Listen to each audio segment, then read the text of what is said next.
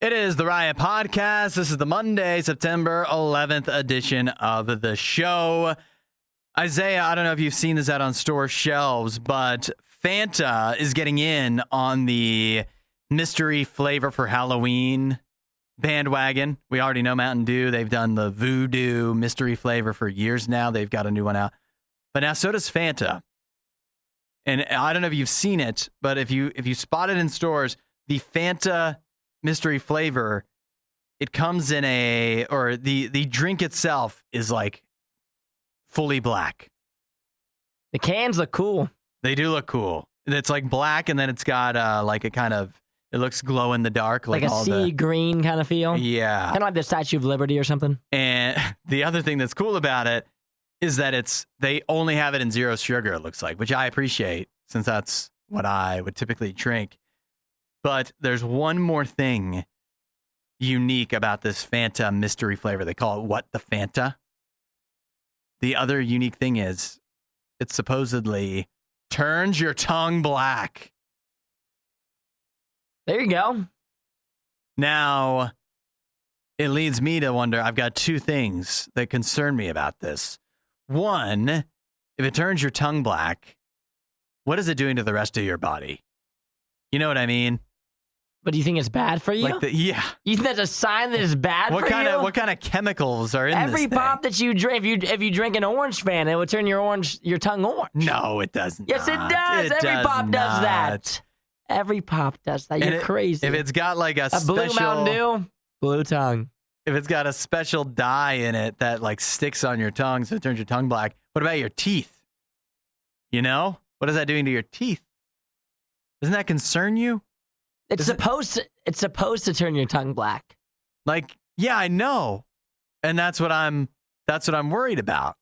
Is that whatever it is that's turning my tongue black, like that's not a natural thing to happen. What kind of unnatural things have they put in this? Don't you think that if Fanta has tested this, that if they've meant to make your tongue black, that it's probably safe? They had to. Define safe. What do you mean? The FDA lets you drink it. Do you trust the FDA, Isaiah? Trust them enough to eat food every day. Yeah. No, I don't trust it. I just look past it at this point. It's not the worst color for your tongue to be. What would be the worst color? I think green is the worst. Why? I think green looks the grossest. Actually looks like you're diseased in some way. I think green makes your tongue look like you're just dirty. Like if you're rocking red, everyone knows like he just had a dum-dum. If you're rocking blue, they're like, oh, Voltage Mountain Dew, we get it. Popsicle, okay. If you're rocking green, they're like, did he just not brush? Yeah. Did he eat some sort of sour apple? I think black is up there, though. Black's up there. Because if somebody doesn't know that you just had a What the Fanta and they see you have a black tongue, they might be like, hey, I think you should see a doctor. I think there could be something wrong. Is everything tasting okay to you? But my other concern is exactly that. It doesn't it's not bright and whatever, like clearly pointed out on the bottle that it turns your tongue black. So what if you're just out and about, you get this looks like a new Fanta? Ooh, let me try. And then you're going about your day and you've got like a black mouth and you don't even know. You're getting weird looks from people. And who knows what this could ruin.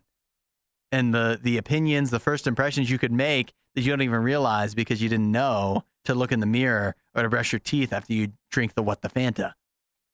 Makes for some good stories for me. I guess it'd be a good icebreaker, perhaps.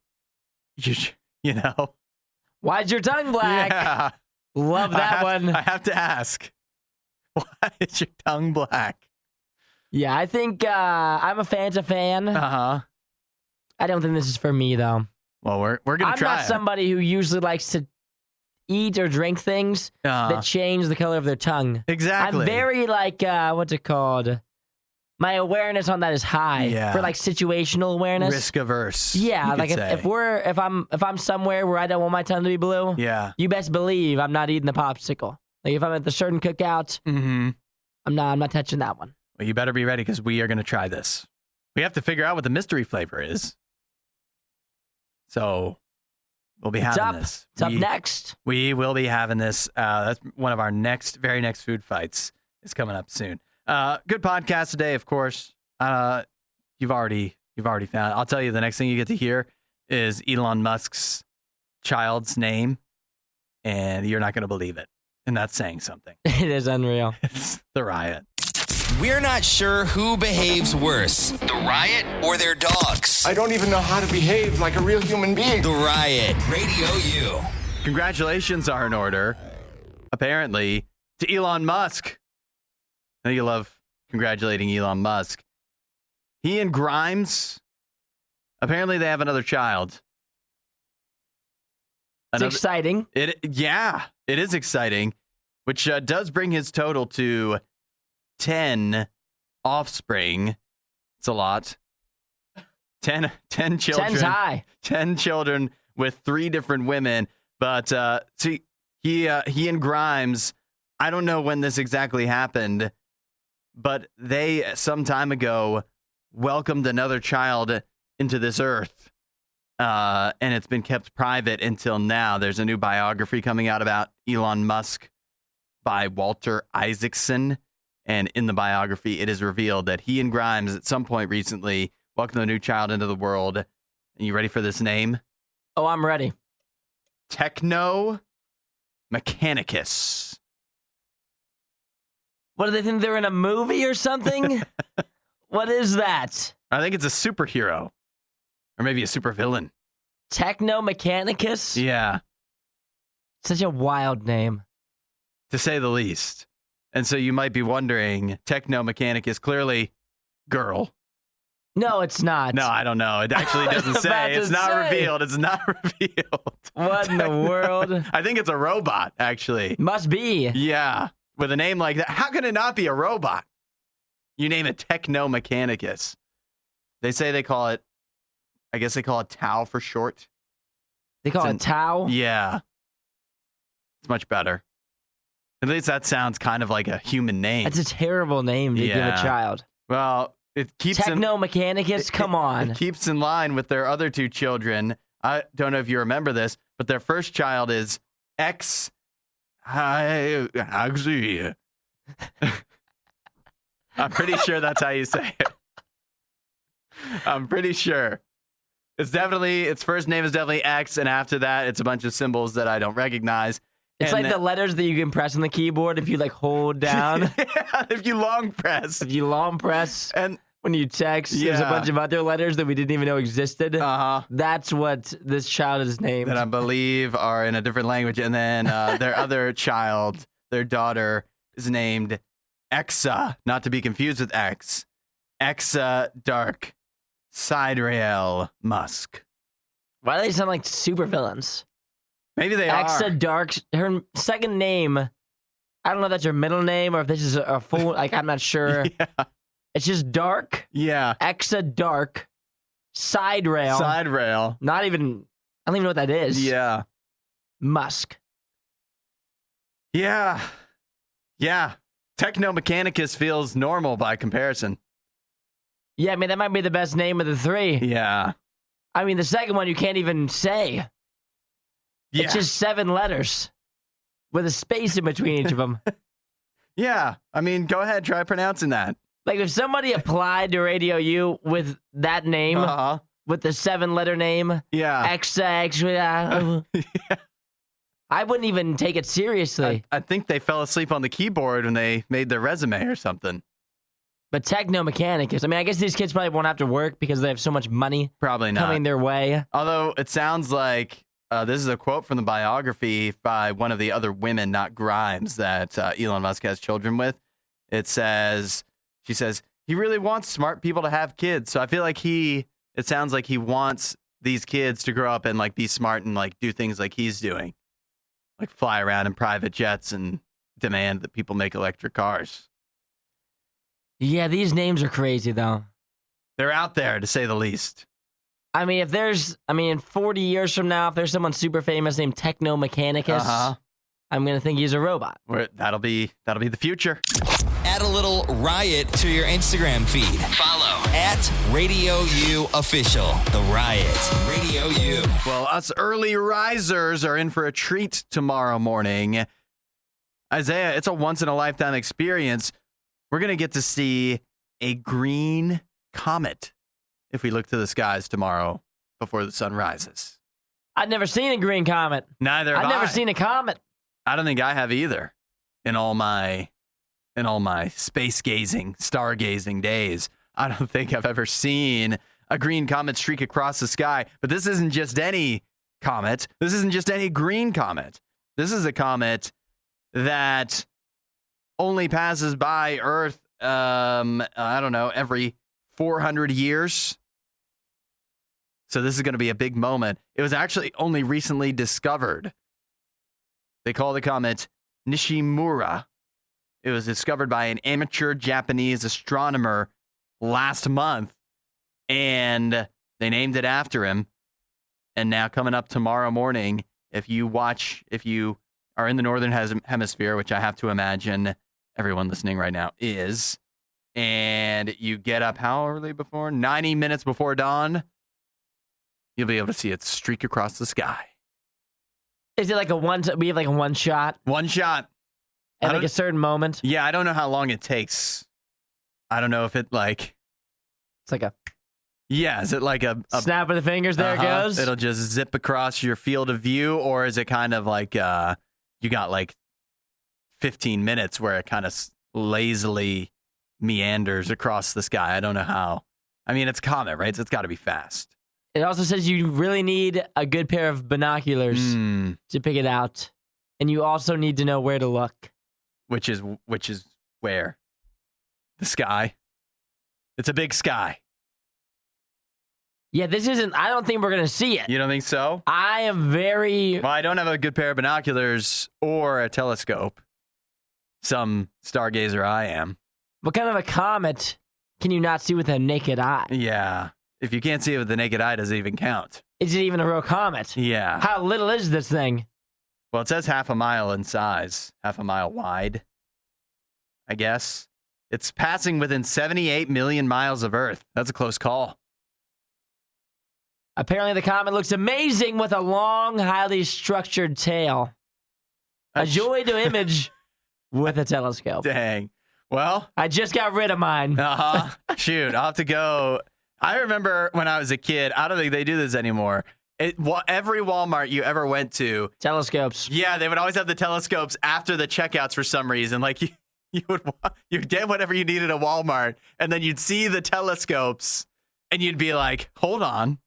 As if that was the bargain buy that was going to like be your last second purchase. Yeah. They put like Snickers bars and pop there, and then they were like, or a telescope. A telescope. Maybe that'll be your impulse buy today. Now the telescope section of the store has been replaced by like nail salons and Auntie Anne's. But it was definitely telescopes after you went through the checkouts when I was a child. I guess they weren't selling very well. But everybody had one that they never got out of the box. Yep. Mm-hmm. I definitely did. I know I did. I mean, I was a homeschooler, so it would be weird if I didn't. That would be weird. But I believe we used it a grand total of 2 times. And it was about what you would expect for a Walmart telescope. We could kind of see the moon a little better. Find more Riot content online. Riot.radiou.com. Isaiah, Disney princesses, for all the love they get, they also get a lot of flack, you know, for maybe reflecting unrealistic body images, you know?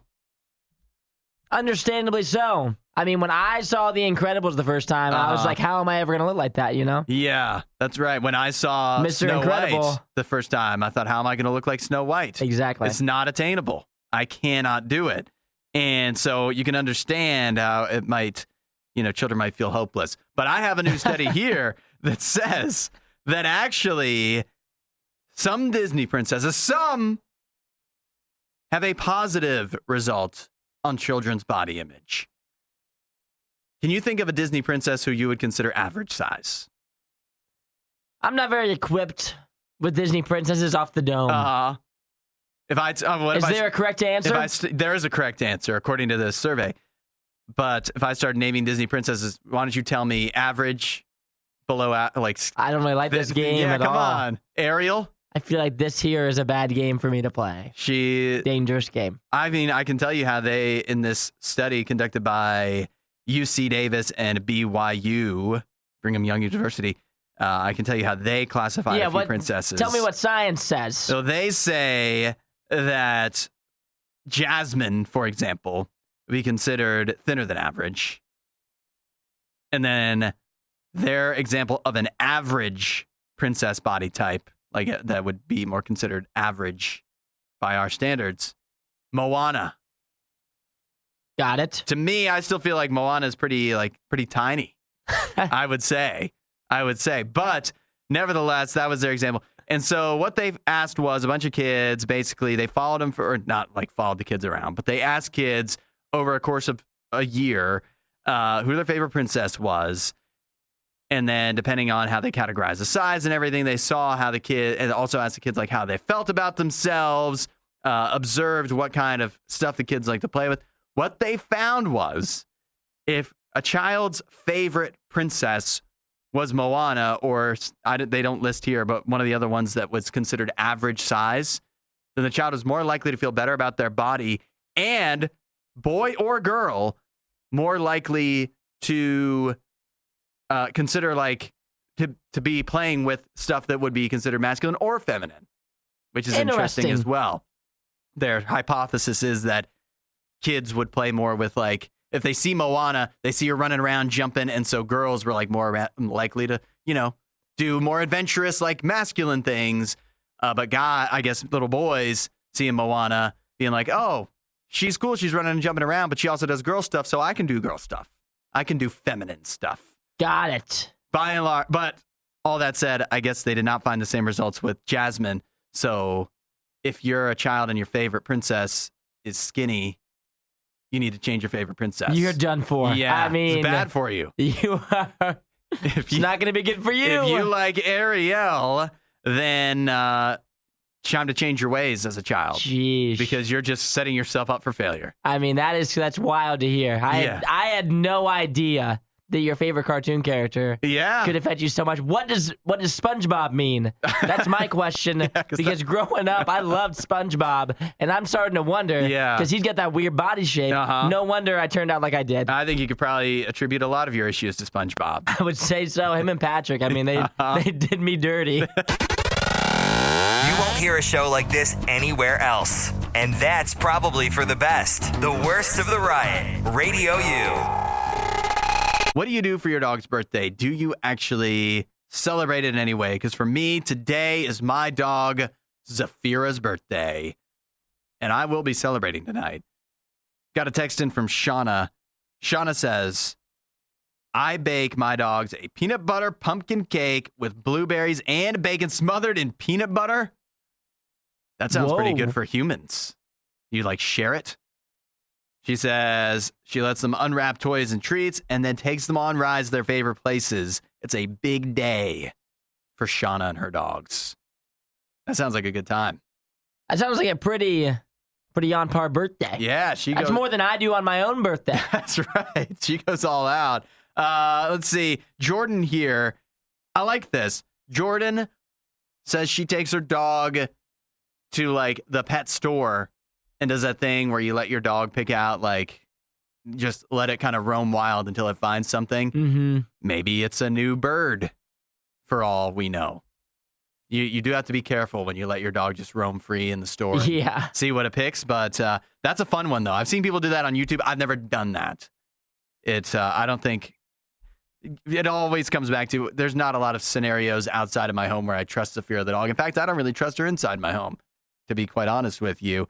Lots of people texting in saying they like to do kind of the Shauna deal and make a dog-friendly cake, which is what I'm doing. But I am not going the route of making it, peanut butter. Obviously you can't do chocolate, but I'm not doing the sweet cake. You know what I'm doing, Isaiah? What are you doing? I'm going meat cake. You're doing a meat cake? Yeah, because what do you think? You're thinking of your dog. What would your dog enjoy more, meat or blueberries? Interesting. Probably meat. I think Zafira the dog, she's a carnivore at heart. I think I get her some good, I don't even know what I'm going to exactly put in. I have to find a recipe. But that's what I was thinking. It was a meat cake for a dog is what I'm going with. So are you thinking cooking a bunch of... Are you going to make like steak and hamburgers? Or like, what are you thinking? Probably not steak, but maybe like, Well, it maybe seems like a birthday dinner. like a ground beef, like ground beef and put some bacon on it. Something like that. I don't know. It's probably too fatty, but it's her birthday. So I'll look up. I haven't gotten a recipe So you're yet. not going so much a cake. Yeah. More of like a special dinner. It will be presented as a cake, though. So I guess it kind of kills two birds with one stone. So you're like putting it together? Yeah. Yeah, I don't know. Where do you buy a meat cake? Well, that's what when you keep on saying cake. Yeah. It sounds like you're doing a special meat meal. I guess it's really what it is. You know what it is? It's really like a casserole at the end of the day. It is. It's a casserole, yeah. But I think Saphira the dog. For me, if somebody told me I'm having casserole, I might not be that excited. I think Saphira the dog, when she sees this casserole, she's going to be excited. Yeah, she'll be excited. She's going to be. She'll smell it and be excited. I have also, presents have already been procured. We got treats. We got a new toy for Saphira the dog. So she's going to be living large today. I'll tell you that. That's the best. Yeah. Good for Saphira. Happy birthday, Saphira. Happy birthday, Saphira. Disinformation, mispronunciations, bad impressions. That's Hudson. This is The Riot on Radio U. You know, we've talked a few times on the show about marriage traditions that are going by the wayside. More and more traditions being left behind. People are moving into the future, moving into the modern age. But it seems that there's at least one tradition that's not going anywhere when it comes to weddings. And that is the wife taking the husband's last name. 80% of women say they took their husband's last name, or they plan on taking, when they get married, plan on taking their husband's last name. How do you make sense of that? Why is this the tradition that's sticking? I don't really know. Speak for women here, Isaiah. Tell us what's in their mind. What's going on up there? See, because I've never really thought about the whole like switching name thing. Uh-huh. Because I'm a guy. Yeah, why would you? Would you ever take? I know a few guys that have taken their wife's last name. Not for me personally. Yeah. But I'm sure for somebody. Yeah. That's an people answer. have done it. And I get like the whole like if you're like a doctor thing. I know a lot of people, if they're a doctor, they keep their own last name. Mm-hmm. But the majority of people I know have taken their husband's last name. Yeah. Yeah, it's obviously still very common. I don't know. I guess it's just because it's sort of the tradition that a woman would take the man's last name, and traditionally the man's the head of the household or whatever. It seems like a togetherness thing to me. That's what I was thinking. I think it's a team. Like, it shows you're a team. Yeah. Which I think is good. I just think it is surprising to me that as, times change, that it's not seen, that there's not like, oh, now we're going to hyphenate more or something like that, to make it seem more equal, because it does kind of still, that is kind of just something anchored in the old way of thinking that men are, the head of the household and women submit or whatever. Like that's so old school thinking. You'd think this is so related to that, but I guess for most people, it's not. They don't think that way. No, I don't think it's like that at all. I think it's more of just a team thing. Yeah. It's a us thing. People are usually excited for it. I like it. I'm for it as well. My wife took my last name. I thought she hyphenated. No, yeah, she did take my last name, but even all these years later, it is interesting, and I don't think, I guess it would be, I think it would be weird to be a woman and have to change your last name at 25 years, 30 years into life, whenever you get married, and all of a sudden you have a different name. But don't make them start questioning it now. Yeah, right. It's just, it's a think lot it's of cool. hassle. Like, you have to go, like, your driver's license, your banking, like all this stuff you have to change. Your Facebook. But I guess it's worth I guess it's worth it. I guess it's worth it for the team. You do it for the team. I feel like I have a strong last name. You do? It'll fit. I have a first last name. Yeah. Makes it tough. Any woman will be proud to have that as their last name. The old Jacob. Add a little riot to your Instagram feed. Follow at RadioU Official. The Riot. Radio U. Ah, yes. What a weekend of football it was. Text in how you're feeling about your team after week 1 in the NFL at 8772 Radio U. Here's what I want from you, Isaiah. Let's start in the NFL.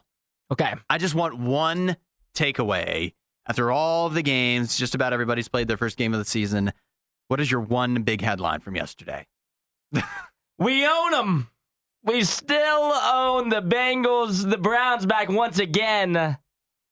Moneybags Burrow just couldn't get it done. 82 yards. If I was a Bengals fan today, I wouldn't be worried about the season. Yeah. But I would be sad that they just can't get past the Cleveland Brownies. He's beat us once. You should be worried about playing the Browns in the playoffs. That might be the only thing that could slow them down. The Bengals offense yesterday sputtered. The Browns took advantage of it. 1-0. Happy Victory Monday. I got my shirt on. I could not be more happy with how yesterday went for my Cleveland Brownies.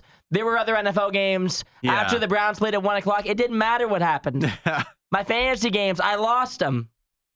If I gambled, I lost it all. But the Brownies won yesterday, and that's all that mattered to me. That's a good takeaway as a fan. I don't think, and maybe this is just because I'm such a football savant, but I don't think I learned a lot from the Browns-Bengals game because I expected the Browns to win all along. I expected the Bengals to struggle.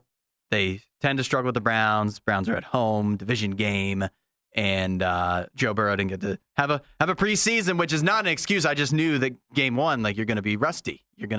So that I didn't feel like I learned a lot. You know where I learned a lot yesterday? About Baker Mayfield and the Buccaneers. I think, look, are they going to the Super Bowl? No. But could they very well get into the playoffs and maybe make a run? Baker Mayfield running around, beating the Vikings. That's the Buccaneers don't have a terrible roster. Baker Mayfield, a real NFL quarterback. It was good to see him. He's not my favorite quarterback in the league, but it was good to see him. I didn't want to see, like, he's good enough. He should be starting for somebody. So I'm glad that he's able to get a win and secure his job. I thought it was good to see the Buccaneers play well yesterday and good to see the Vikings lose as still a Packers fan, which brings me to my other takeaway, which is the Bears. Hopeless.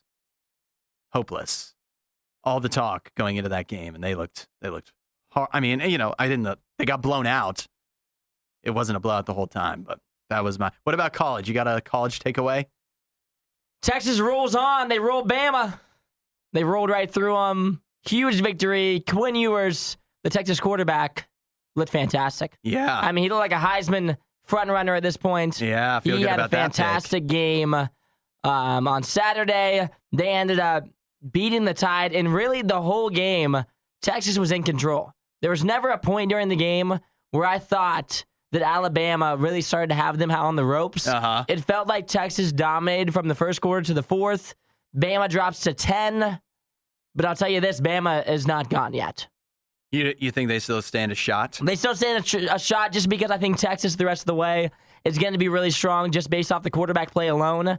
And so that's going to look like a good loss for Alabama. They're not gone yet. But let me tell you, everybody, we're one loss away. And Bama's good night for the year. Long to Bama, huh? We're close. Yeah. We're close. One more loss for Bama, and they're done. And that is one less team we have to worry about in the college football playoff. And the Buckeyes roll on. Kyle McCord looked good, so happy with that. Against Youngstown State, real impressive. No, I mean, how could you have any other takeaway from? I guess maybe some people really focused it on Colorado, but the truth is, Texas-Alabama was the game. Alabama couldn't stand up to the test, which is impressive to see. Texas actually get a win on the road. Maybe they're back. Could the Longhorns be back? That's our football. Yeah, they're back. I mean, yeah, they're back. That's our football they're takeaway. Back. For sure back. The only thing Isaiah loves more than the riot is himself. Someone who probably still lives with his mother and hates himself. You're listening to The Riot on Radio U. It is The Riot on Radio U, and today we're very excited. A band that we haven't been able to check in with for quite some time. We're talking to Randy from Red. Randy, good morning. How are you doing? What's up, everybody? Good to see you guys. It's been a while. It's been a while, and so Randy, we need a first update before we get to all of the new music and the tour and everything. What has been keeping you busy outside of the music world as of late? The news. No. We all been doing the dad thing a lot. It's been awesome. Touring has always been a big part of our our thing, I guess, as Red. And since COVID, we had the opportunity to come off the road for about 20 months. And it was a slow and difficult recovery to get back out on the road, financially, things like that. But doing the dad thing has been amazing. And it's given us all kind of a fresh perspective on what our wives go through on a daily basis. And my kids now, I've got a 17-year-old, a 14-year-old, and a 12-year-old. Oh, so wow. All three of them are going in different directions. One's playing lacrosse, the others are cheerleaders and volleyball and all this stuff. And so just doing the dad thing, man, just enjoying my kids and my wife and taking some time to spend time away. I got to go to Italy this year with my wife for our 20-year anniversary. And that was amazing. So nice. It's been good, but we've been staying busy, making a record. We've been recording the last 2 years, making Rated R and start pumping out songs now. And this will be our first headlining tour in 5 years. So we're excited. Nice. Yeah, it's a good time to switch gears here and head to talk about the Rated R tour, which you guys are getting ready to set out on and head your way to RadioU Columbus this Thursday. So for our Columbus listeners, they are going to be here. Also, some of the other spots you guys are hitting that some of our RadioU listeners are going to be close to. Flint, Michigan as well for RadioU Michigan. Even for Oklahoma City, you guys are heading out to like Nebraska and Kansas. So I know that's decently close to them as well. Is there a certain city that you're really excited to head to this year to tour? I mean, I say that's a loaded question. I say one city, and then everybody's like, "Well, aren't you excited to come here?" We always love playing Texas. Texas has always been great for us, but anywhere in the Midwest and the East Coast is always great. We love going to places we haven't been in a while. We haven't been in New Orleans, and I think we haven't been in New Orleans since just after Katrina hit. So we're going to be down there for the first time in a long time. Anytime the fear of getting hit by a tornado in Oklahoma is cool. We love playing New York City. But I mean, anywhere and everywhere, man, we're just excited, for fans to come back out and, get back into the headlining, gig and see more Red fans than opposed to fans of the band that we're opening for. Well, I have a list here of all the tour dates, and I believe you did check off every single city in there, so hopefully no one gets mad. You're doing the Rated R tour. It's for the new album, Rated R, that comes out at the end of the month, September 29th. And I want to know when Rated R comes out. A few of the songs are out already, but what sets Rated R apart from the previous albums you put out? You put out a lot of great stuff. What makes Rated R different than your previous albums? I appreciate that. I would say that this one is was all done by the band. We've been historically using our producer Rob Graves, and a lot of our core fans know that. But we this time produced the album, and it's all written and produced by the band, and Michael had a much heavier hand in writing lyrics this time, as opposed to just 5 or 6 different people writing lyrics to every song. And so we named it Rated R.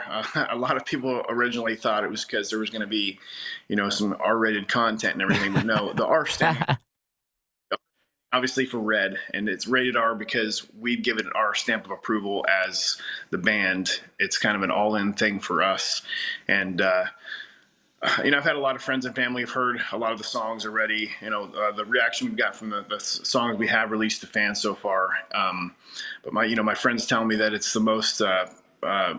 They say it's weird. They're saying it's the most original Red album they've ever heard, and I think that's because in the past we've had so many people writing on our songs that sometimes you lose the personal, I guess, effect of the lyrics. And I think we got pretty personal on Beauty and Rage, but I think this time around it's just different, and I think fans will see the difference. We really focused on the melodies and the vocals that you hear on the record, as far as the production of the vocals, and just try to give fans everything that they've loved from our favorite albums, the strings and the electrical or the electronic content, things like that. So it was an all-in thing for us, and we approve this message. Yeah. Well, Randy, I'll tell you one thing for sure. We have the new song Surrogates we're about to play here in a minute. The fans have been loving it. Did real well in the Battle of the Buzz. So if you haven't heard it yet, this will be a taste for everyone of the new album from Red coming out, rated R, at the end of the month. They're heading out on, actually, they are out on tour now, so you can find out more about that at RadioU.com as well. Randy, thanks so much for joining us this morning. It was good to talk to you again. Yeah, thanks so much for having me. We can't wait to see you guys in Columbus. Sounds great. It's Red. It is The Riot. The only thing Isaiah loves more than The Riot is himself. Someone who probably still lives with his mother and hates himself. You're listening to The Riot on Radio U. Got a guy on Reddit, the old Am I the A-hole subreddit. This guy, he basically, he asked his girlfriend to shave her armpits. Now, I think a little context. I think this guy deserves to have the context shared before anybody rushes to judgment. He says, typically, she will go a while. She does shave her armpits occasionally, but she'll go a while, maybe every 2 to 3 months, she'll go ahead and shave them, particularly if it's a special occasion. And in this instance, they had a family event coming up, and he thought that would be a worthwhile special occasion for her to take out the old razor, the Venus, and give the armpits a shave. He asked her to do that, and she got offended. Is he in the wrong? The internet backlashed on this man in a way that is wild to me. Yeah, he's hated. He's hated on Reddit. See, but my thought is I don't think it was a harmful request. You don't think so? I mean, some of the responses, she likes it, as she told you, and what's important is what she thinks about her body. Did she ask your opinion on if she should shave? No, then she doesn't want it, so keep it to yourself. Are some of the comments? Yeah. Do you have airy armpits? Why does she have to shave hers? Things like that. But I think it's a fair request for him to ask. He's going to see his family. Uh-huh. And he's not saying that he likes it or dislikes it. Mm-hmm. I think what he's more worried about is, like, if his family's there. Yeah. I don't think he's worried about himself. Obviously, he doesn't care. It says that she shaves him every 1, 2, 3 months, whatever. Uh-huh. And they're still together. Yeah. So clearly he doesn't mind. He says he probably would prefer them shaved, but it's not a big deal to him, I guess. He says, I don't have an issue with it most of the time, but I'm not used to it. I prefer she shaves, but he says she also shaves like her legs and everything. So it's just the armpits that she'll let get some tufts sprouting out. Like if I had a girlfriend and she asked me to do something different to get a haircut before a family event, or to trim my beard, or do something, I'd be like, fine, that's fine, whatever you want. Definitely different. You think that's different? It's definitely different. Then shaving your armpits is the same thing as shaving my face. What do you think is someone's more connected to? Well, my beard or her armpit hair? What's the difference? She's a girl. I love my beard a lot more. I love my beard a lot more. Here's the problem with it. Here's why, and some people got at this, that it's not that he asked her to shave. It's how he put it. Because one, it's for the family event, but he's not asking her to shave for her benefit. Since it's a family event with his family, he's asking her to shave for his benefit because he would feel embarrassed to see her out there with unshaved armpits.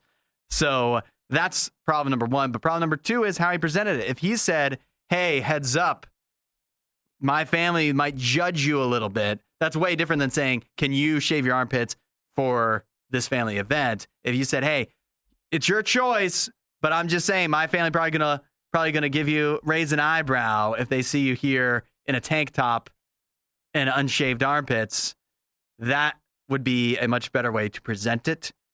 So is he an a-hole? I don't think, you're right that in a healthy relationship, I think the other person, either way, should be able to, point out. Like my wife to me all the time, hey, you're going to pop that pimple? You're going to get that whitehead before you go out? That's, I feel like that's in the same vein, but that's part of a healthy relationship. It's just how you present it, though. You don't want to go out there with a pimple on your face, do you? Versus you have to pop that pimple before we go anywhere. It's a little different. I don't think it is. I think it's fine. And you just got to accept, like, this is if you hate the armpit thing so much, then that's it, huh? Like, why are you with her if it bothers you? I don't think it bothers him. I think it's his family. Then why is he asking? Like, everybody's different around when it's just me and my partner versus when it's me, my partner, and her mom and dad. I'm not gonna wear the same thing. When I go out with my friends, hang out with them, wear different clothing than I would wear when I hang out with her mom and dad. I look different. I act different. That's just how it goes. It's all about being presentable. I mean, unless it's the first time, though, you should just know. You like if she can't, she should get a feel for what his family is like. Unless it's the first couple times they've ever hung out. And then and then if you can't get a feel like that, if you still are misbehaving or acting, this is not misbehaving, but if you're acting just in a way that doesn't fit in with the family, maybe it's not going to work. You shouldn't have to, like, I mean, there's so you shouldn't have to, like, shave your armpits. That's, like, too much to ask to keep everybody cool. Yeah, you shouldn't have to. You won't hear a show like this anywhere else. And that's probably for the best. The Worst of the Riot. Radio U. You know, it's interesting when you're working that in most employer-employee relationships, at least one side is trying to, like, milk the other, juice the orange, if you could say, for everything they've got, you know? Like, your employer is probably trying to get as much production out of you and still pay you the least that they possibly can, right? Yeah, absolutely. And on the flip side, just about every employee, I don't know, I guess the idea is there's a model employee that just puts their head down and works all the time. But, like, you and me, Isaiah, we try to do as little work as possible while also getting paid as much as possible. It's a winning attitude. Yeah. If you ask me. That is the struggle when it comes to just about any employer-employee relationship, is both sides are trying to get the most out of the situation while also doing the least that they can possibly do. And so it's no wonder that, you know, there's so many, the people are just unhappy at their jobs. There's so much butting heads and whatever. And so many relationships are like that. The only time, like, a real healthy relationship, it's very difficult to come by in the working world. In, like, the dating world, even then it's hard to come by, where both sides are, like, happy to make the other person happy. We're on the same team here. Yeah. When you're happy, when your girlfriend is happy, that's when you know you have a good relationship, and vice versa. But that's very, very, very rare, because so often, you know, we wind up being selfish. The other person winds up being selfish, and so on and so forth. But that's what's so amazing about a relationship with Jesus, is that he could not be more unselfish. He is not trying to juice the orange, to squeeze every little last bit of production of, just exploit you for everything he can get out of you, because Jesus doesn't need that. Jesus, like, you could give him absolutely nothing. He's still going to love you. He's still going to give you everything he has. That's actually a relationship that really, like, that doesn't even happen in real life, but it does with God. That's why a relationship with God is an important thing. It's worth looking into. It's worth finding out about. See what that's actually like. Start talking to God. See what a relationship can be like, where you don't have to worry that you're getting exploited, taken for a ride by the other person. Start talking to God. Find out what he can do for you. If you want to know more, check out RadioU.com/free gifts. We're not sure who behaves worse, the Riot or their dogs. I don't even know how to behave like a real human being. The Riot, Radio U. Did you know this, Isaiah? Did you know that the Statue of Liberty used to be a different color when we got it all those years ago? What color? It used to be, you know, when you get a brand new penny? Mm-hmm. That's what it used to look like. Kind of copper-esque? Because it is made of copper, apparently. The Statue of Liberty. Now everyone knows it's an iconic bluish green hue, right? But if you go back in time, when France gave it to us in, it says here, 1885, it would be similar to looking at a brand new penny, the Statue of Liberty, but because of time, with copper over time, it becomes blue and green. So now there is a movement online, particularly on Twitter/X, to go ahead and scrub the Statue of Liberty, give it a good cleaning, and restore it to its former glory, to what it once looked like. So it can be shining as she extends her arm, her torch of freedom. It could be a shiny copper color instead of the bluish green that we know today. You think it's worth it? I don't know. I kind of like that bluish green. It's so iconic, isn't it? It is iconic. I don't know if it's shining her up to the copper. I'm sure it would look cool. Yeah. But is it right? You know? Yeah, because it's just what we know. It's just so familiar, that bluish green. To change it to something else, even if it is what it used to look like and what it naturally initially looked like, it just doesn't feel the same. It wouldn't feel the same. I don't know if it would look right being that color. I'm seeing like kind of images of what it would look like if they were to go ahead and clean it. I don't know if I prefer that. But then, at the same time, this would be a great source of revenue for the Statue of Liberty. Because if it gets shined back up, I've seen the Statue of Liberty. Do I ever need to see it again? No. I never need to go back and see it again. But if they shine that pupper up, best believe I'll see it. You're going to plan a whole vacation around going back to the Statue of Liberty? People would go see it, though. You'd have to make it an appointment and not dilly-dally, because you'd have to go before it turns back into the blue-green. That would be interesting to me to see it change over time. And what I don't know is how long that takes. Todd texted in, it would be shiny for all of maybe 6 months, then back to green. Yeah. So is it really worth it? Is it really worth it? But I tell you this much, the line for those 6 months. Yeah. To get on the ferry. It would be an event. It would be. And the Statue of Liberty, more than anything else, is about revenue. Oh, yeah. It's got to bring in the big bucks, or else what's it even standing there for? Disinformation, mispronunciations, bad impressions. That's Hudson. This is The Riot on Radio U. Isaiah, this could be your future right here. I've just been informed that doggy facelifts are a thing. And interesting. And here's why this applies to you. Because it's not necessarily cosmetic. It's not because your dog needs, just to spruce things up, look a little tighter. It's because, like in this case, I'm seeing here, it's for a basset hound. You know, some dogs with their droopy faces, basset hounds, I'm sure you're well familiar with this being one of them, that it can affect their vision. Because the folds of skin like kind of fall down and obstruct their line of sight. And so I have a woman here in Ireland who decided to get their 3-year-old basset hound, his name is Chief, get him a doggy facelift so he'd be able to see better. They removed over 2 pounds of sagging skin. Isn't that unreal? That's unbelievable. It's a lot of skin. They get a lot of skin going on around the face. It's so unfair for basset hounds, isn't it? Like, for a human to have sagging skin, at least it means they accomplished something. They probably lost a lot of weight. For a basset hounds, it's just life. It's just how they have to live. Yeah, Jim, my dog, basset hound, has had sagging skin since he was like a puppy. Yeah. How old is he now?